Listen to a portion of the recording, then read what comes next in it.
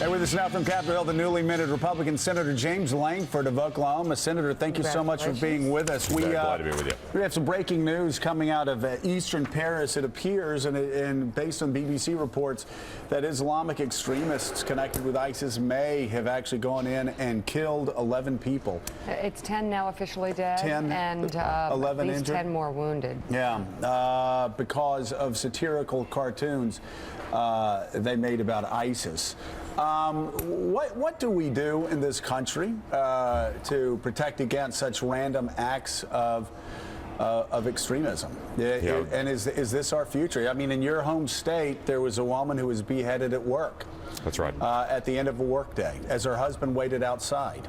That is absolutely correct. And it was someone who said they were fulfilling what they felt like was their calling to follow the Prophet Muhammad. And it's become this whole big issue on that. Now, we don't know yet on this issue in Paris, but the one thing that is pretty clear is if you're attacking a satirical newspaper, this is an attack on free speech. And that's become a big issue for us worldwide, where if you have a different opinion, I'm going to attack you. Whether it's a religious issue, whether it's pro-life issues, whatever it may be, it seems to be now we can't talk about things and have a difference of opinion without someone threatening you and saying, I'm going to attack you and do you harm. So it limits speech. And when we limit speech, this makes it even harder. We're getting different angles in this story from the AP, the BBC, and now from Reuters, which says that the anti-terrorism alert in Paris has been raised to its highest level in light of what has happened, just as we put the pieces together. Yeah.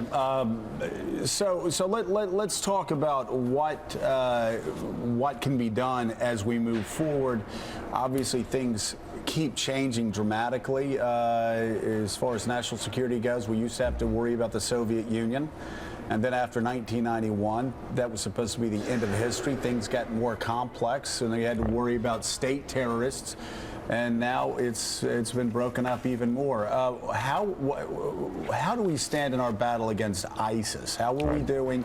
What do we need to do moving forward? Yeah, this is a generational war, and in many ways, back in the early 2000s, President Bush and others, both sides of the aisle, came out and said this is a war unlike what America's ever fought. This is not against a nation state. This is against a philosophy, and that philosophy is worldwide. It is akin to the battle on communism, except communism also centered around nation states, but this philosophy itself permeates borders and is within borders. And so it's not a matter of an attack on a nation. It's how do you deal with a philosophy that human life is not valuable and that I'm going to silence you based on threats of terrorism. It's basically a worldwide group of thugs that believe I'm going to make everyone think like me, act like me, dress like me, talk like me, and I can't have difference of opinion. Well, that's not acceptable in a free society in the United States, nor is it acceptable in a responsible society worldwide. So this is a long generational war, and I wish there would be a quick solution to it. There's not. So we're going to have to be diligent as Americans and as a cultured society worldwide. Senator, this is Gene Robinson.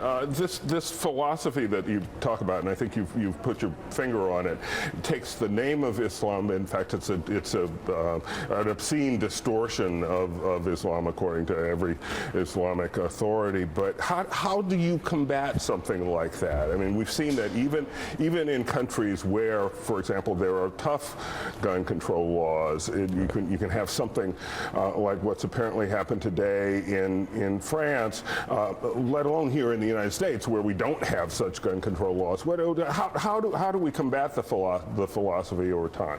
Right. Well, one of the things that you mentioned on there, Gene, was that Islamic leaders all don't agree with this and push this aside, and that's actually not true. There are some worldwide that do agree with this, do teach it. We do see it in the United States. We do see it in other parts of the world. It's not the majority, and I would agree with you on that, of Islamic teachers that teach this way, but for those that do, are inciting this sense of this strict reading of the Quran and this more radical version of it. Well, what do you do with that? We're not going to limit their speech because they're trying to limit ours. But there's a difference between speech and action, where they can speak about things that can incite violence and then actually push to violence. And so the issue that we have as Americans is we want to allow free speech. We want to allow someone that even we disagree with their teachings and their understanding of the Quran to still be able to teach that, but you can't cross the border into that. So that means our intelligence community is extremely important, and how we track what's happening with threats worldwide. That has been a large-scale conversation, and there's been a lack of trust for what's happening in the intelligence community. But the intelligence community have worked day and night to be able to keep us safe and to be attentive to what's happening.